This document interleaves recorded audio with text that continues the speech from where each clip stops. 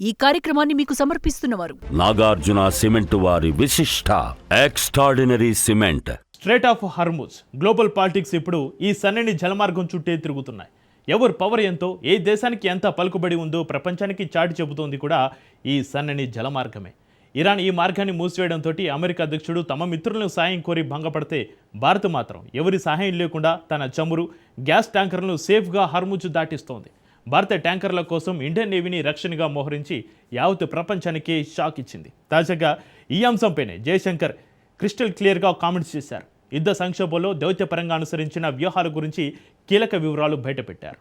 ఇంతకు హార్ముజ్ జలసంధి వేదికగా జరుగుతున్న హై వోల్టేజ్ యాక్షన్ ఏంటి? అమెరికా ఫెయిల్ అయిన చోట భారత్ ఎలా విజయవంతంగా తన ట్యాంకర్ను జలసంధి దాటిస్తోంది? Let's watch. యుద్ధ సంక్షోభంలో భారత్ దౌత్యమే ఫలితమిస్తోందా? ట్రంప్ విఫలమైన చోట మోడీ ఎలా సక్సెస్ అయ్యారు? హార్ముజ్ వ్యూహాల్లో ఎవరి సత్తా ఏంటో తేలిపోయిందా? ప్రపంచ చమురు రవాణాలో కీలకమైన ఈ జలమార్గాన్ని రక్షించేందుకు అనేక దేశాలు కలిసి పనిచేయాలని కోరాడు. సుమారు 7 దేశాలను యుద్ధ నౌకల్ని పంపించాలని కోరినట్లు వెల్లడించాడు. హార్ముజ్ నుంచి భారీగా చమురు దిగుమతి చేసుకునే దేశాలు తమ ప్రయోజనాలను తాము కాపాడుకోవాలి, అందుకే ఆ దేశాలు కూడా యుద్ధ నౌకల్ని పంపి ఈ జలసంధిని రక్షించాలి అని ట్రంప్ అన్నాడు. అమెరికా ఒంటరిగా ఈ బాధ్యతను తీసుకోవాల్సిన అవసరం లేదని కూడా స్పష్టం చేశాడు. ట్రంప్ వ్యాఖ్యల ప్రకారం ఈ జలసంధి మార్గాన్ని అత్యధికంగా ఉపయోగించుకునే దేశాల్లో కొన్ని అమెరికా మిత్ర దేశాలే ఉన్నాయి. అయితే ఆయన ఆ దేశాల పేర్లు వెల్లడించలేదు. గతంలో మాత్రం చైనా, ఫ్రాన్స్, జపాన్, దక్షిణ కొరియా, బ్రిటన్ వంటి దేశాలు కూడా ఈ ప్రాంత భద్రతలో భాగస్వామ్యం కావాలని కోరినట్లు గుర్తు చేశాడు. చైనాకు అవసరమైన చమురులో దాదాపు 90% ఈ జలసంధి మార్గం ద్వారానే వస్తుందని ట్రంప్ పేర్కొన్నాడు. అమెరికాకు ఈ మార్గంపై పెద్దగా ఆధారపడాల్సిన అవసరం లేదని చెప్పుకొచ్చాడు. కట్ చేస్తే ఇరాన్ సీన్లోకొచ్చింది. అమెరికా ఇజ్జత్ తీసే ప్రకటన చేసింది. హార్ముజ్ కోసం ట్రంప్ తన శత్రువైన చైనాను కూడా అడుక్కుంటున్నాడు. ఇది ఇరాన్ సెటైర్. ఈ మేరకు ఇరాన్ విదేశాంగ శాఖ ప్రకటన విడుదల చేసింది.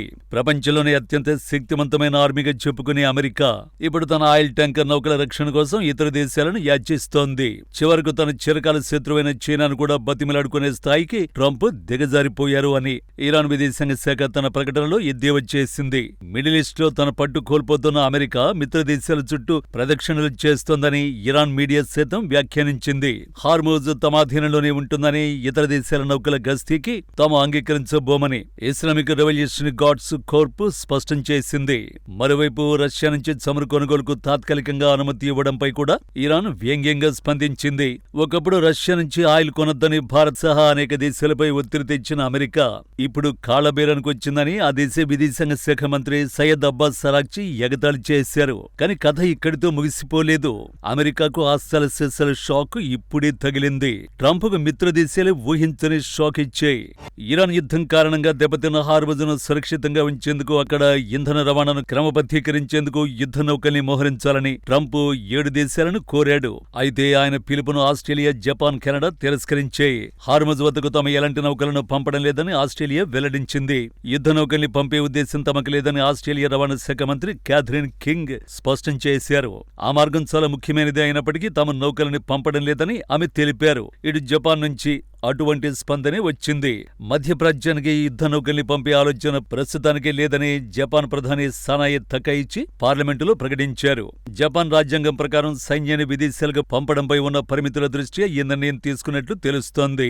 తాము ఈ వివాదంలో చురుకైన భాగస్వామిగా ఉండబోమని జర్మనీ విదేశీ వ్యవహారాల ప్రతినిధులు ఇప్పటికే సంకేతాలిచ్చారు. చైనా తన చమురు అవసరాల కోసం ఈ జలసంధిపై 90% ఆధారపడుతుందని, కాబట్టి వారు కూడా బాధ్యత తీసుకోవాలని ట్రంప్ డిమాండ్ చేశారు. అయితే ఉద్రిక్తతలు తగ్గించడానికి తాము ప్రయత్నిస్తామని చెప్పిన చైనా యుద్ధ నౌకలను పంపడంపై ఎలాంటి సానుకూల స్పందన ఇవ్వలేదు.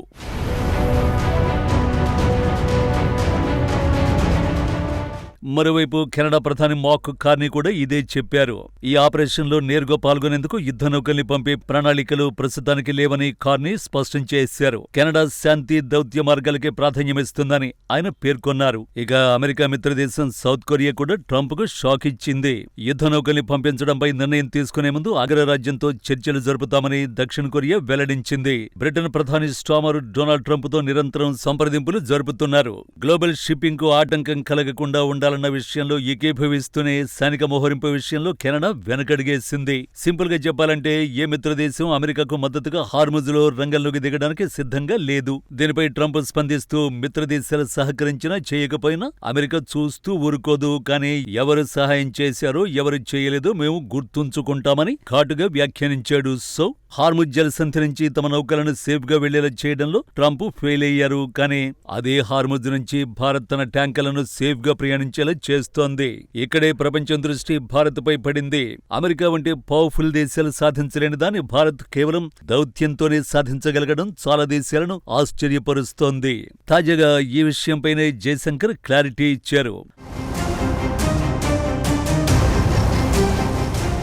అవును, హార్ముజ్ జలసంధి వద్ద నెలకొన్న ఉద్రిక్తతల మధ్య భారత్కు చెందిన 2 గ్యాస్ ట్యాంకర్లు సేఫ్ గా బయటపడడం వెనుక ఉన్న దౌత్యపరమైన వ్యూహాల గురించి విదేశాంగ మంత్రి డాక్టర్ జయశంకర్ కీలక వివరణ ఇచ్చారు. అమెరికా నౌకలు అడుగుపెట్టడానికి భయపడుతున్న హార్ముజ్ నుంచి భారత్కు చెందిన శివాలిక్ నందాదేవి అనే 2 గ్యాస్ ట్యాంకర్లు సురక్షితంగా బయటకొచ్చాయి. దీనిపై జయశంకర్ ఫైనాన్షియల్ టైమ్స్ పత్రికకిచ్చిన ప్రత్యేక ఇంటర్వ్యూలో సుదీర్ఘంగా మాట్లాడారు. శివాలిక్ నందాదేవి అనే 2 భారతీయ గ్యాస్ ట్యాంకర్లు సుమారు 92,712 మెట్రిక్ టన్నుల ఎల్పీజీతో హార్ముజ్ జలసంధిని దాటి ముంద్రా ఖాండ్లా రేవులకు వస్తున్నాయని జయశంకర్ ధృవీకరించారు. సైనిక చర్య కంటే ఇరాన్తో నేరుగా చర్చలు జరపడమే అత్యంత ప్రభావవంతమైన మార్గమని అభిప్రాయపడ్డారు. మనం చర్చించి సమన్వయం చేసుకుని పరిష్కారాన్ని కనుగొనడం ఎంతో మేలు అని ఆయన చెప్పారు. మంత్రి జయశంకర్ తన ఎక్స్ ఖాతాలో ఇరాన్ విదేశాంగ మంత్రి అబ్బాస్ అరాక్చీతో జరిపిన ఫోన్ సంభాషణల గురించి వరుసగా అప్డేట్స్ ఇచ్చారు. కొద్ది రోజుల్లోనే ఆయన ఇరాన్ మంత్రితో 4 సార్లు మాట్లాడారు. ఆ చర్చలే భారత త్రివర్ణ పతాకం ఉన్న నౌకల రక్షణకు కారణమయ్యాయి. మరోవైపు భారత ఓడలన్నింటికీ ఇరాన్ ఏదో బ్లాంకెట్ పర్మిషన్ ఇచ్చిందని అనుకోవద్దని జైశంకర్ స్పష్టం చేశారు. ప్రతి ఓడ ప్రయాణాన్ని ఓ ప్రత్యేక సందర్భంలో చూసి ఇరాన్తో చర్చలు జరుపుతున్నట్లు చెప్పారు. ఈ సాయానికి బదులుగా మోడీ సర్కార్ ఇరాన్కి ఏదైనా ఇచ్చిందా అన్న ప్రశ్నకు ఆయన సూటిగా సమాధానమిచ్చారు. ఇండియా ఇరాన్ మధ్య చారిత్రాత్మక సంబంధాలు ఉన్నాయని, ఆ నమ్మకం ప్రాతిపదికన మాత్రమే చర్చలు జరిగాయని, ఇది ఇచ్చిపుచ్చుకోవడం వ్యవహారం కాదని స్పష్టం చేశారు. దీనికి ముందు భారత ప్రధాని మోడీ ఇరాన్ అధ్యక్షుడు మసూద్ పెజెష్కియాన్తో ఫోన్లో మాట్లాడి సరుకుల రవాణా, ఇంధన భద్రతపై చర్చించారు. మిడిల్ ఈస్ట్ లో యుద్ధ మేఘాలు కమ్ముకున్న వేళ తన ఇంధన భద్రతను కాపాడుకోవడానికి భారత్ తన సాఫ్ట్ పవర్, ఇరాన్తో ఉన్న పాత స్నేహాన్ని సమర్థవంతంగా వాడుకుంటోంది. అయితే ఇంకా చాలా ఓడలు అక్కడ చిక్కుకొని ఉన్నాయని, వాటి కోసం చర్చలు కొనసాగుతూనే ఉంటాయని జయశంకర్ గుర్తు చేశారు. పశ్చిమాసియా సంఘర్షణలపై భారత్ ముందు నుంచి ఒకే పక్షాన నిలిచింది.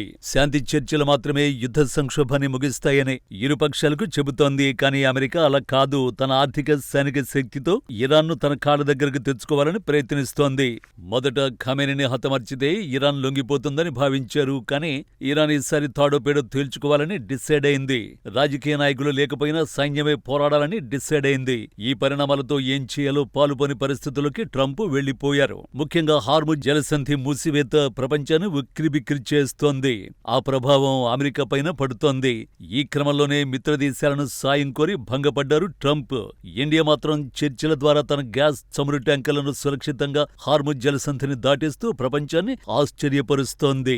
భారత ట్యాంకర్లకు రక్షణగా నేవీని సైతం మోహరించి ప్రపంచం నోరెళ్లబెట్టేలా చేస్తోంది.